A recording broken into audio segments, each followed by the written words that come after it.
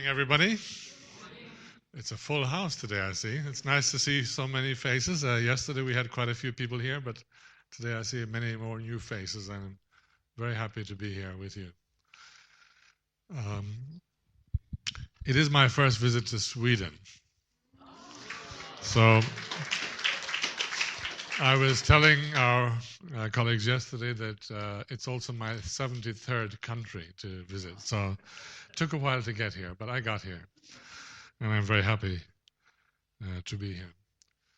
Yeah, and also grateful that we could welcome our brothers and sisters from Finland, from Denmark, and also from Norway to be here for this weekend and work together as a Scandinavian family. And I had proposed this idea when I was given this responsibility as Continental Director that we have 36 countries, 24 major languages, and 101 communities in Europe. And I'm wondering, how am I going to manage that? So yesterday I explained to the people that were attending that I have 3 vice presidents, very capable vice presidents to work together with. That is Dr. David Hanna, Jacques Marion. Maybe Jacques, could you stand, please? Secretary General for UPF Europe. And also Caroline Henschen, who's the president of WFWP Europe and also head of the Women's Federation UN office worldwide. So 3 very experienced and capable people, and especially with Jacques particularly. He's been a missionary many years in Africa and in the former Soviet region. We worked together in Russia. Then he was chosen as a national messiah for the People's Republic of China. So we traveled all over China together and had so many common experiences. And then recently he moved back to Europe and took up this responsibility for UPF and has been working very hard. Anyway, today I want to speak to you about the Vision 2020, but not from the point of view of the numbers we're talking about, which are in themselves also important, but more from the spirit and how we should prepare ourselves. We are now into the last 4 years before 2020. And I'm sure some of you must be wondering, my goodness, we got that goal, 3-4 years ago. And how much has really changed since then? And what have we really accomplished? And maybe some of you are getting a little worried as time goes by and wondering how we're going to fulfill true parents' expectations until the year 2020. Doesn't mean the world will end in 2020, but maybe we would hope to have some substantial accomplishments by then. And as I was working, of course, in different countries over the last number of years, the same question always came up. What is your vision for 2020? What is your vision for 2020? What is the European vision? When I was national leader in the UK, they were asking me, what is the UK vision for 2020? When I was national leader of Ireland before that, what is the Irish vision for 2020? So we can talk a lot about vision, but in the end, it boils down to each of us and each of our own internal situations, because vision is not very meaningful unless we are inspired. The Bible says that those without vision shall perish. That's pretty scary, isn't it? So how do we capture a vision, or how do we visualize a vision? How do we feel inspired or depressed, perhaps, by a vision? And this is what I want to talk about today. And yesterday, for those of you who are here, I talked about there were 4 goals that True Mother spoke about. But one thing that she did as she began this march in a way towards 2020 was to give us a motto, which would be the same motto each year until 2020. And it may continue beyond, I don't know, but at least until 2020. This is our motto. And it's, I think, an extremely significant statement, because that is the root of the vision. That, while realizing the ideals in that motto, we actually have some hope to have the vision and to have the inspiration to realize it. So it says, let us become true owners of Chanelguk, who practice true love in resemblance to our Creator, the Heavenly Parent. So if you think that, what does that actually mean? It means that we must become men and women who possess the love of God in ourselves, that we are the embodiments of the love of God. And if we have that, then we have the foundation for everything else. We can believe in a vision, we can talk about it, we can discuss it, we can strategize and plan. But if we are not imbued with the love of God and true parents in ourselves, it's an empty slogan. And so the first and most important thing is to become embodiments of that idea. In other words, the establishment of Chanelguk in myself. Chanelguk, as I understand it, means the basic concept is two becoming one. And of course, it begins within myself, my mind and my body becoming one, my ideals and my actions becoming one. Then my spouse and I becoming one, my children and I becoming one, and on into the international and global level, even to the cosmic level, the spiritual world and the physical world becoming one. So the ideal is to become one. And the most important thing that is being pointed out here is that we should really become these embodiments of the love of our Heavenly Parent and our true parents. If we can achieve that, if we can experience that, we can transform ourselves. We can transform our communities and our countries. Because without that kind of foundation, we simply don't have a vision. You know, our mindset will be maybe very small, very narrow. You know, we'll be lacking in many things unless we experience the love of God and true parents in our own lives. I always recall one of Father's statements. He said, knowing God and knowing the love of God is the beginning point of finding yourself. Because how do you measure who you are anyway? I remember as a teenager growing up, I was always trying to think, what does it mean to be cool? How about the teenagers here, right? Well, you know, is it the latest iPad, iPhone, I this or I that? Is it the latest hairstyle, the latest clothes? You know, what is it that makes me cool? What gives me value? You know, to what do I attach value? And what gives me a sense of self-worth? And, you know, during our teenage years, I think we all go through this. We want to be cool. We want to feel accepted and respected and loved. But we often place our sense of value on very shallow or false things, which in the end just pass away anyway. And we end up disappointed and hurt. And so what's really important is, you know, what is it that will help me to understand who I really am? In other words, know thyself. You know? And the words of Father, like I just quoted, that to know God and to know the love of God is indeed the beginning point of finding yourself. So that's the essential thing. How do I come to truly experience the living presence of God and the love of true parents in my life? And I can feel it just like I feel the warmth of the sun. It is so real. It's not theoretical or conceptual. It's real. I feel it. I see it. So when I look at people, I look with really the eyes of love. And you can see through also the shortcomings. You'll see people's shortcomings, of course, but that won't be what will dominate your thinking about it. You'll have the capacity to love them beyond their shortcomings. So the song we just sang, Amazing Grace, the brother, the MC, asked me, which song would you like to have before the sermon? I asked him to put that one on. That's a song that True Father I heard used to often be heard humming. You know, he would be humming the melody from Amazing Grace. You know? And the story of that song is that it was written by an Englishman, a former pirate, who was living a pretty wretched life, you know, robbing and killing and all kinds of stuff back in the 18th century.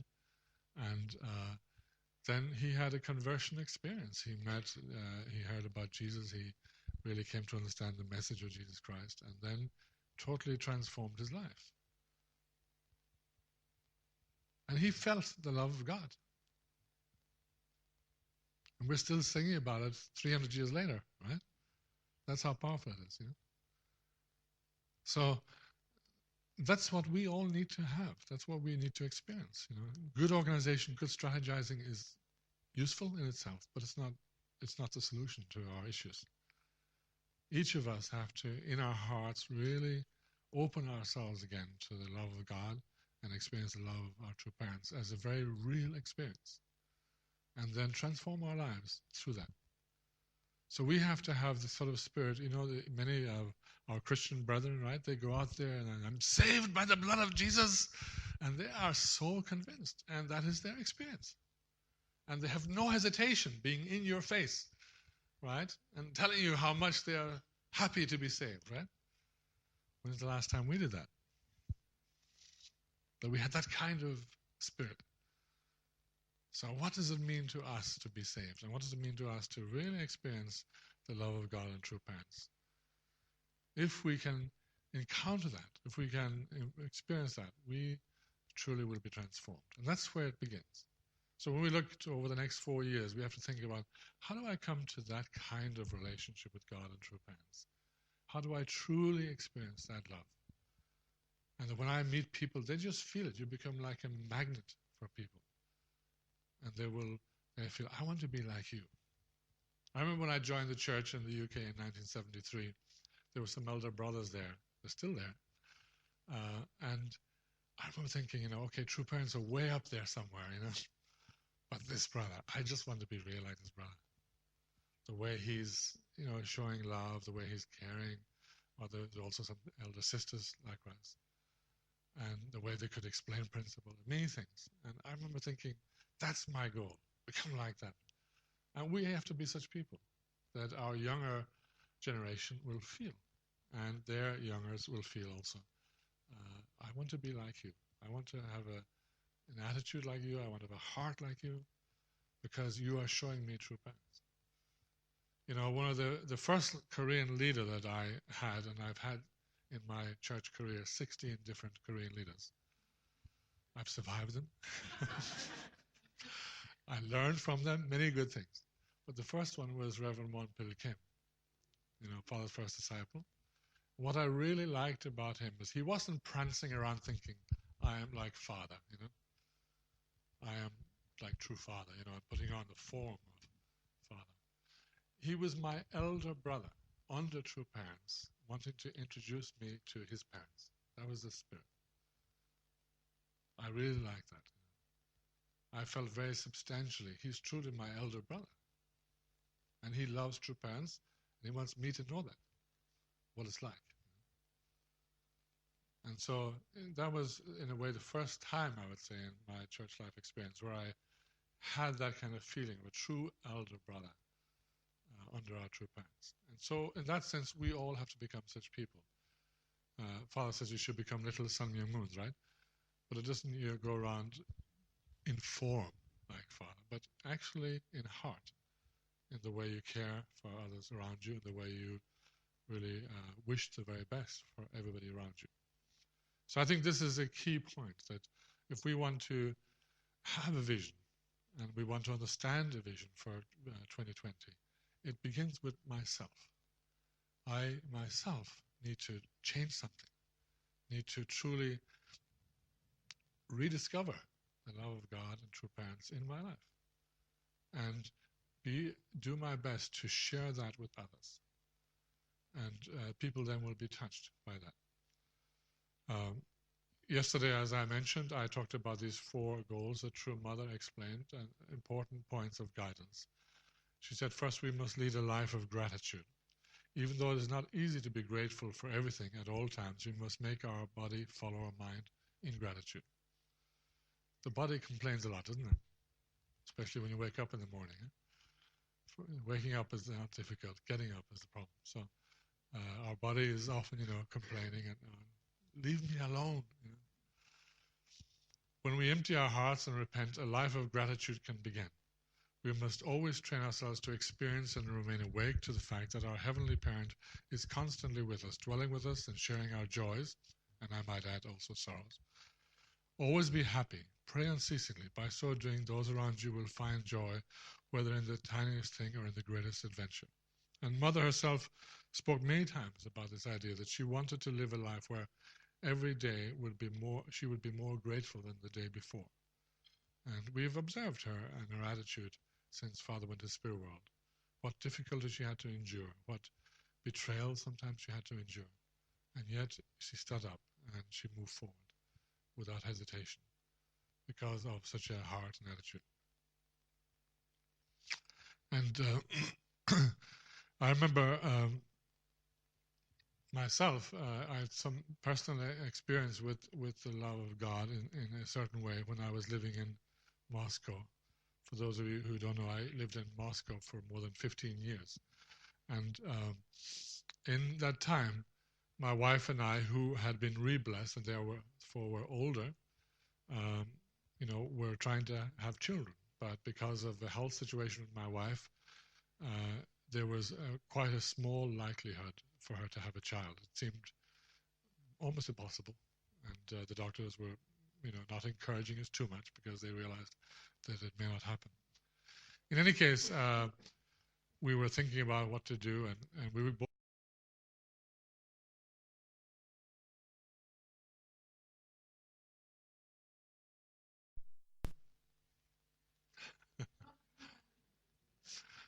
Do you still hear me? Okay, good. Okay, so we were meeting this situation, and then I remember we were discussing the idea that maybe we need the help of modern science to conceive a child through in vitro fertilization process. And as we were thinking about that, then I had this dream, and in the dream, I was playing with a cute little boy, and then I woke up and I told my wife, we're going to have a son, and this is what he will look like. And of course, we eventually did have a son, and that's what he looked like when he was about 3 years old. But also, we were thinking, well, we have to pay for this in vitro. So in Moscow, it wasn't anywhere near as expensive as in the West. But nonetheless, you had to pay. And then as we were thinking about that and how to take care of that, my wife received out of the blue a note from a lawyer in New York saying that her old school teacher that she had actually forgotten about had died and left $10,000 in his will for her. She doesn't know even to this day why. So it, just like that, it was like, what? What happened? We never expected this. And that was actually what, in fact, supported that process. And after 6 attempts, our son was born. So I felt, that, I felt really grateful, obviously. But also, I know that there are parents who have not been successful. The question is then, can you be grateful even if it doesn't work? And if you, for example, find yourself struggling with the fact that you weren't able to have a child in your family. And so how to be grateful in difficult situations is an important matter always. To be grateful for the good things, but also, of course, to be grateful even in situations where things are not so easy. That's the true test of character. How can I be grateful when around me things are not going well and I'm facing what seems like a misfortune or a difficult situation? Secondly, Mother said, we must live a life of forgiveness. When my husband was unjustly incarcerated at the prison in Denver, he said, do not pray for him, but pray for the United States. Jesus taught us that when we forgive others of their sins, our own sins are forgiven. In this way, amazing blessings are given to us from heaven. So why is forgiveness important? Is it for the benefit of the person who has hurt you? Actually, it's more for your benefit. Because you liberate yourself when you forgive others. It's like I heard one time from somebody speaking in Chongpyeong, I believe, that people who cannot forgive end up with those that they cannot forgive. In other words, if somebody did something evil to you and you cannot release yourself from hatred towards that person, then that is in your mind as you go to spirit world. And then that person may be in hell, so that's where you go, you'll be with them there. Not because you've been bad, it's just that you can't separate yourself from that. So it's very important, actually, that we learn to forgive before we go to spirit world, that we release ourselves from resentments and grudges. I read the story from President Young Wee Kim one time about a story from the Orient about a monk and a novice. There was a monk with a young trainee monk. They were walking in the countryside one day and they came to a river. And as they approached the river, they discovered a beautiful young lady standing by the river. And she wanted to cross, but it was it was a fast-running river.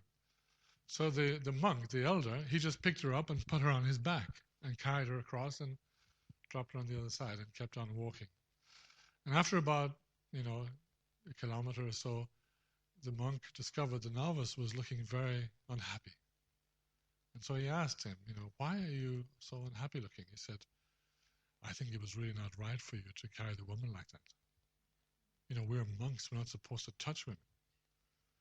And he replied to his novice, I picked her up and I carried her across the river and I left her there. You're still carrying her.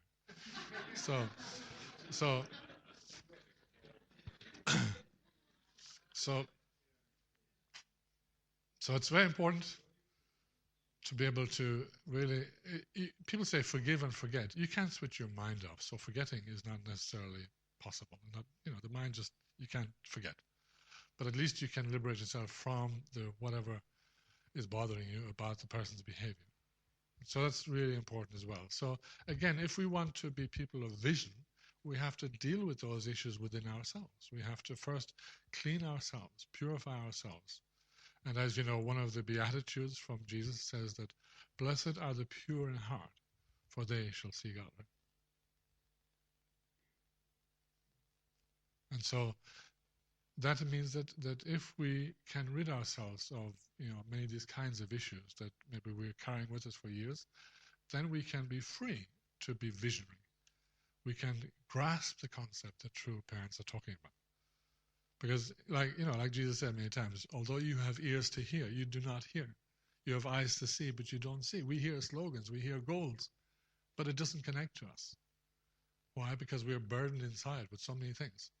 So we have to free ourselves from those burdens and be able to become truly open to the love of God and to understanding true parents in that way. And so I remember also one time I was in Lancaster Gate, our headquarters in London. Maybe some of you were there, some of the elder members here. And Father was staying there in 1978, from May until September 78. And it was during a time when there was this Fraser Committee hearings were going on in the United States Congress. And Donald Fraser was just using that platform to slander our movement, to try to damage Korea-American relations, and particularly to damage Father directly. And so he was using his sort of protection and immunity as a congressman to put statements out on the media, which were totally libelous, but which we couldn't really do much about. And then in this way, slandering true parents. And we were mad. We were angry, of course. Anyway, Father was in the UK for several months during that period. But then this Congressman, Fraser, was running for election to the Senate. In other words, to move to the upper house of government in America, where, a 6-year rather than 2-year terms. It's a more secure political situation. And he was considered like, he's going to just automatically be elected because he had represented his constituency in Minnesota for 16 years. That means 8 terms. He had won 8 elections. And so if he could then be chosen by the Democratic Party to represent them in the Senate race, he would more likely, he would surely win that race. And then his future political career is guaranteed. And so he was partially using this hearing, hoping to gain votes and to be popular with the people. But I remember Father saying, if what he's doing is going against the will of God, he cannot win. He cannot succeed. One way or the other, he will fail. That's all Father said, and I was there when Father was saying those things. And then finally the day of the election came, and to the great surprise of everybody, he lost the election in the primary, the Democratic primary, to his opponent, who had never been in politics before.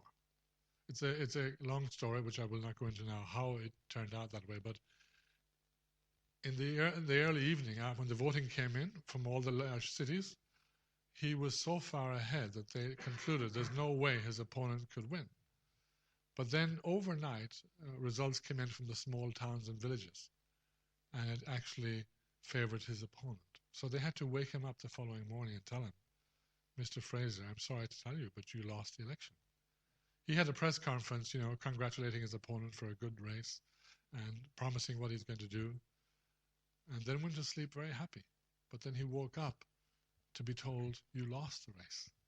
So it was quite an amazing story. And then we were in London with Father at that time. Father came into the ballroom in our headquarters, and he announced, he said, I've just received a call from America saying that Donald Fraser lost his election, and he's now unemployed. So then we jumped up and yeah, that guy, you want to strangle the guy, And we were dancing around and feeling how good that is, finally that guy. Some colorful language was flying around, I'm sure. And then Father was just standing there looking at us, rather stunned. And we kind of quietly sat down again, And the first thing Father said, how many of you prayed for Donald Fraser? Yeah, we prayed that he get killed or something, right?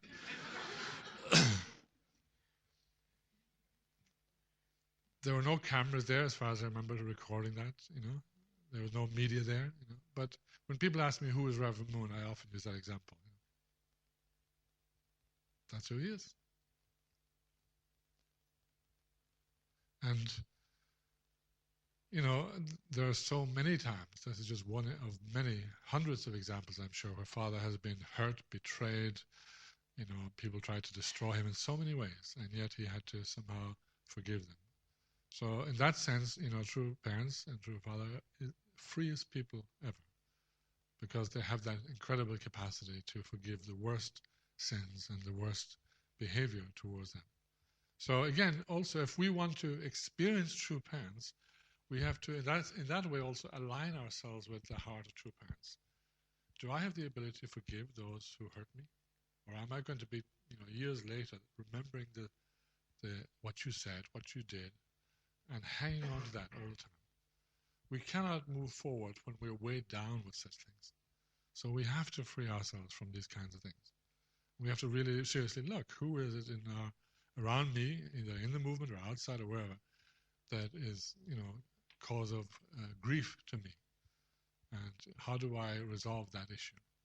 So again, we need to become free, and then we can, make room for God and true parents in our lives, and then to be able to truly experience love. Then Mother said also we should live a life of love.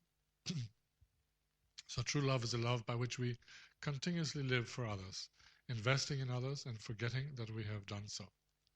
Those people that live for their own sake may fare well in the beginning, but they will face decline in the end. This is the law of nature. We have invested more into the world than into our own church.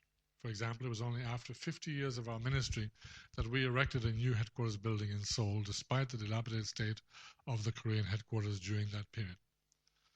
We are also aware of the serious financial difficulties facing blessed families. Be assured that heaven will never forget your dedication and sacrifice to develop the providence.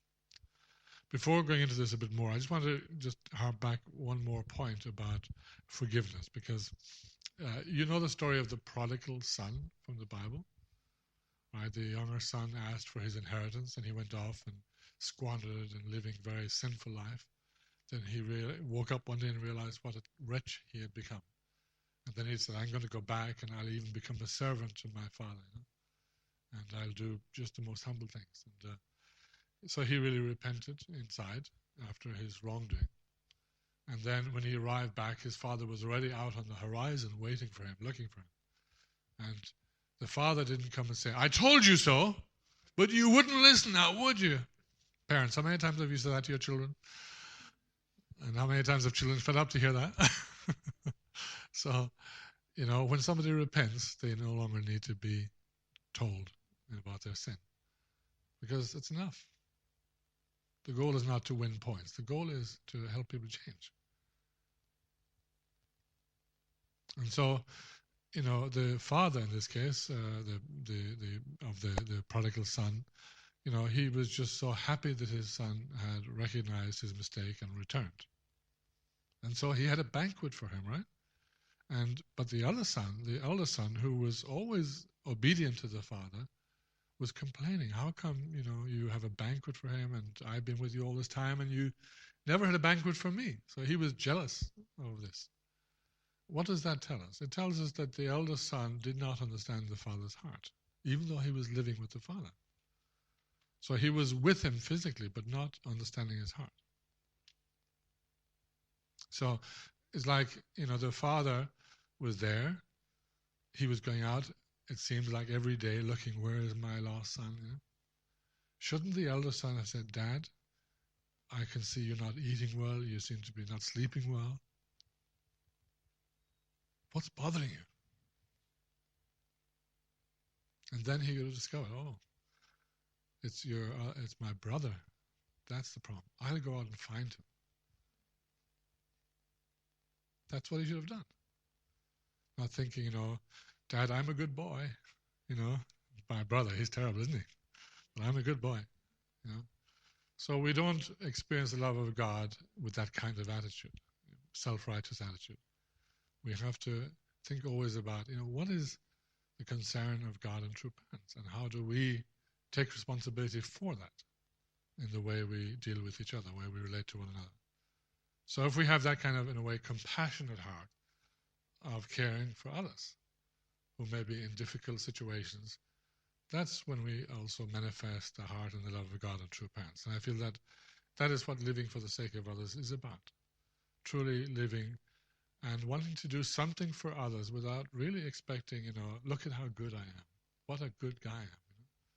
But just genuinely want to live for the sake of others. It is a natural process, a natural feeling to want to care about others and be concerned about others. And we have to practice this in our movement if we're going to succeed. We sometimes are very theoretical in the way we relate, but in practice we need to develop this more.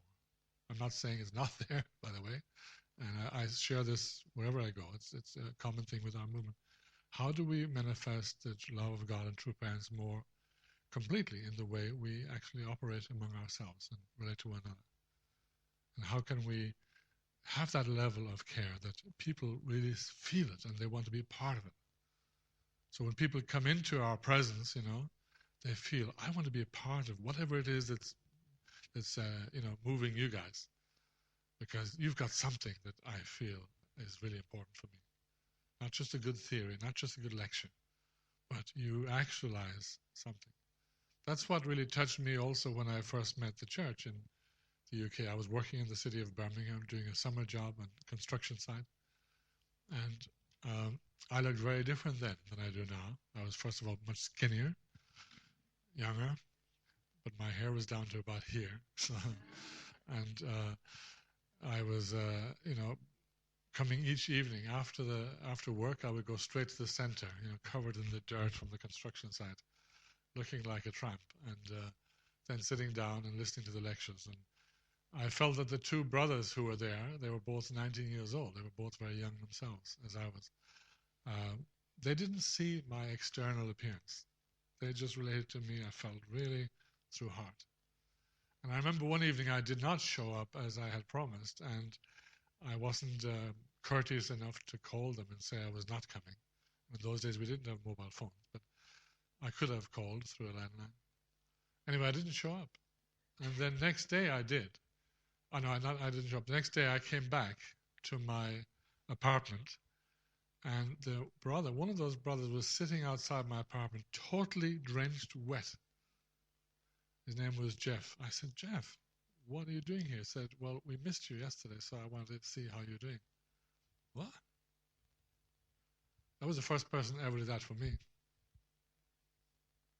So I thought, wow, if that's not love, then what is? And that's the kind of thing we have to do. That's the kind of thing we need to just make it as a natural part of our lifestyle. And it's not about building numbers, not about gaining members in that sense. It's just, really manifesting the love of God and true parents in the way we reach out to people, but beginning with ourselves, within the movement, the way we care for one another, and then also the way we embrace others who we want to teach principle to. Because in the end, it's the love that will sustain people.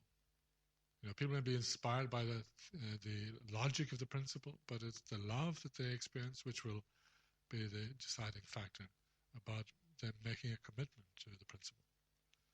So it's very important that we truly practice this concept of living a life of true love. And fourth, this is a rather long one here with small writing, we must live a life of unity. Our original minds and conscience and our bodies and minds must become one, centered on heaven's true love. When parents and children live in harmony within the family, when nations live in harmony within the world, and when the spiritual world and physical world harmonize, then and only then can an eternal ideal world of peace come about. There is no unity where there is no center. It is easy for siblings to fight when parents are not present. This happens because the siblings do not fully appreciate or understand the parents' desire and do not understand the parents' deep heart. Only by establishing a connection of heart centered on true love can we understand our parents' desire and heart. Only in this way can we become one in heart, body, and mindset with our parents. This occurs when our thoughts, emotions, words, and actions are one. When this takes place, we can attend God in our lives as our parent. When this happens, you and I won't be separated people. We will instead become one family, brothers and sisters of the same lineage. Then we can heal and bring an end to the numerous agonies and struggles within ourselves and between siblings, and at the same time we can bring an end to wars between nations. So Father, of course, was trying to develop this tradition through the intercultural, international, interracial blessings, right? To bring people even from enemy nations together.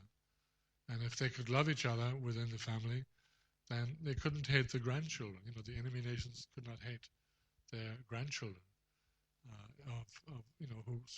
one of whose parents is, from the enemy nation. So this is the fourth point that True Mother is highlighting here: how to create unity on every level, so that we really become, examples of the ideal that principle teaches about. Anyway, I wanted to just share those 4 points again. Yesterday I read through them very quickly, but I wanted to elaborate today more fully on these issues. And one of the Beatitudes also, Jesus, was that blessed are the peacemakers, for they shall be called the children of God, right? And we think, what is a peacemaker? A peacemaker, well, it could be somebody from the UN, trying to stop war. But what is a true peacemaker?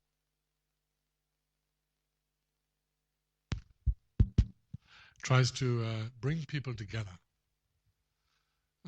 So if you think about it, how are people so often divided?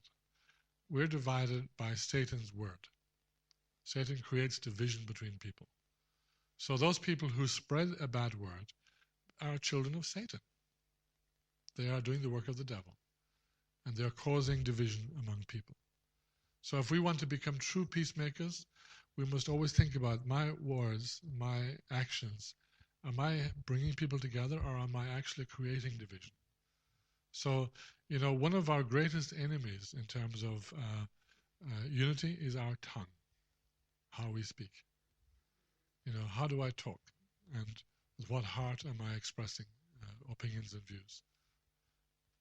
I can look at my life and I can see so many examples. I realize how stupid I was to say that. And it is not helpful. It was self-serving, it was divisive, And all of us need to look sometimes inside ourselves and think, if I don't, speak good words, then let's not speak at all. Yesterday I told you about the issue of, how to deal with situations where there's some difficulty, and I was mentioning about for some years there was this real stress with ESGD and Continental Director at that time and European headquarters, and that my predecessor, Reverend Ann, gave advice that in those situations, what do you do? And he talked about the idea that maybe you look at a situation and you see that 85 or 90% of what somebody or some group are doing is very good. Maybe 10 or perhaps 15% may not be satisfactory from your point of view. But what should you focus on, the 15% or the 80%? Actually, first appreciate the 80 or 85 or 90% of the good things that a person or people are doing. And then think how to overcome the differences about the 10% which you think is not being done well. But if you only focus on the shortcomings, you cannot solve problems. And that's certainly true in marriage, right? If you focus on your spouse's shortcomings and forget all the good things that he or she is doing and has done, not least the fact that she's the mother or father, he's the father of your children, you can't have a happy marriage. So look at the good points and nurture those more and appreciate them and say so. You know, words are very important. And then that can help to overcome. Do you have a dentist upstairs or something?